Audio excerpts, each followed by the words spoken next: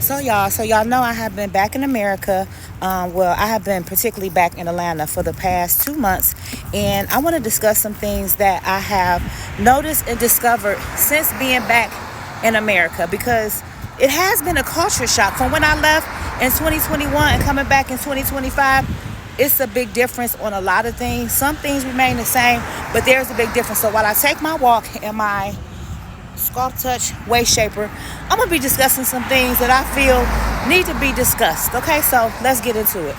So one thing that I've noticed about living in places like Nigeria, Dubai versus America is the level of respect that the younger generation has for the elders. Now in Nigeria, let me tell you something.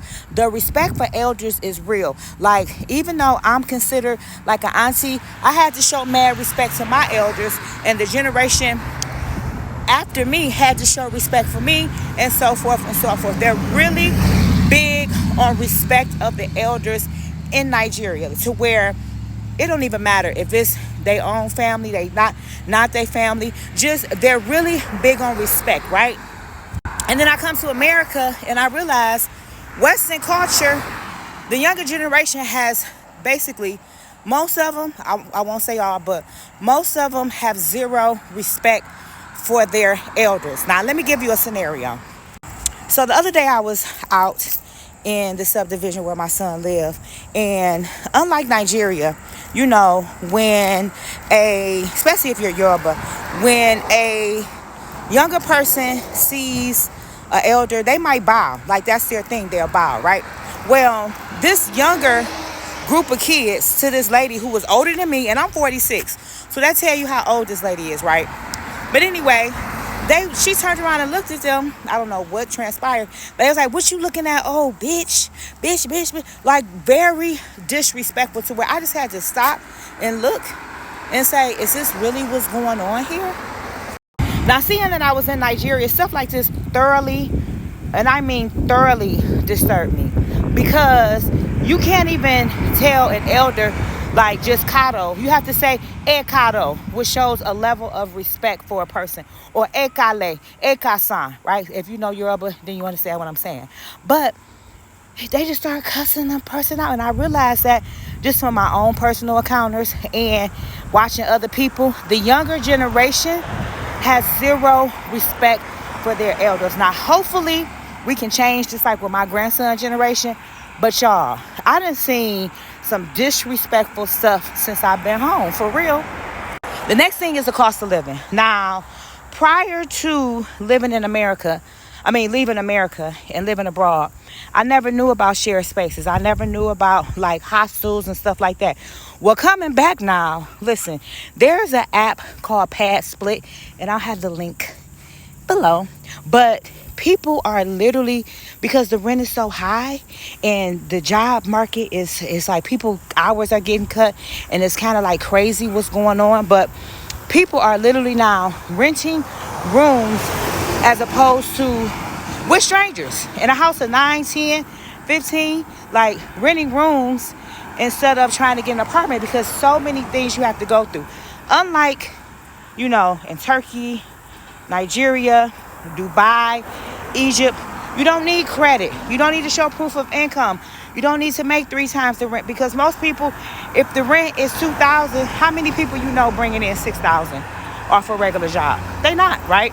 So people are really adopting something that was normal overseas, and it was weird to me. Like, in America, we don't rent rooms, but now, since this economy is so crazy and people don't want to go through the process of credit checks and paying high deposits because they don't got it, now they are subjected to actually renting rooms, which is something that is normal in other countries.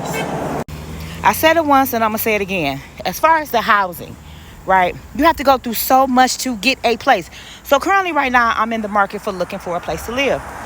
Listen, the scammers is scamming in this mud, and that's something that I wasn't used to when it came to finding a property. So I'm looking for a townhouse, and I'm going through all these hoops. So technically they want me to pay before I even go see the place. And then one guy told me that I had to put the amount of the rent down, which was 13, I think 13.40, 13.99. He said, put the money down to hold the place. If you don't like it, you don't get your money back. Huh? Last time I was here, it wasn't no shit like that going on. So I don't know about that, sir.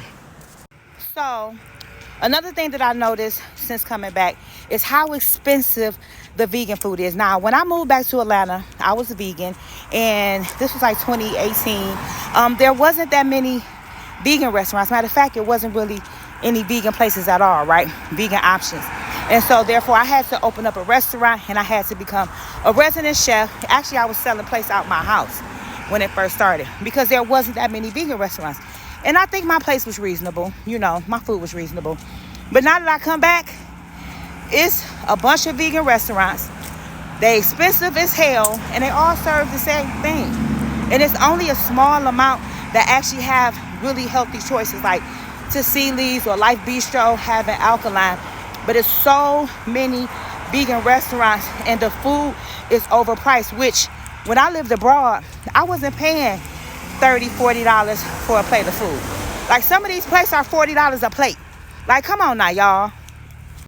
Now, I'm not saying that y'all shouldn't get y'all money, you know what I'm saying, from selling food, but to charge $38 for a plate, $20 or below for food, for vegan food, is reasonable. But when it comes to $40, $50 for one plate, for one person to eat, no bueno. Like, y'all doing too much. And I'm not used to that, and I don't like that. And then y'all wonder why people say, oh, being vegan is too expensive. No, being a junk food, going to a restaurant vegan is expensive, because if you go to the grocery store and cook, you ain't got to deal with none of that.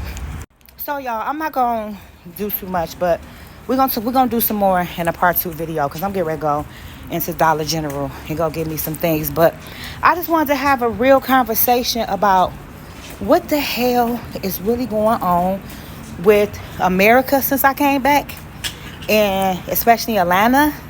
Like, I'm not going back to the clubs. I'm not getting back in the industry. I have no interest. I'm tired of the same mundane things, the Atlanta housewives, loving hip-hop type of lifestyle. Industry events, I'm over it. All that kind of stuff, I'm over it. I'm just here to enjoy my family, enjoy my life, and be the best version of myself.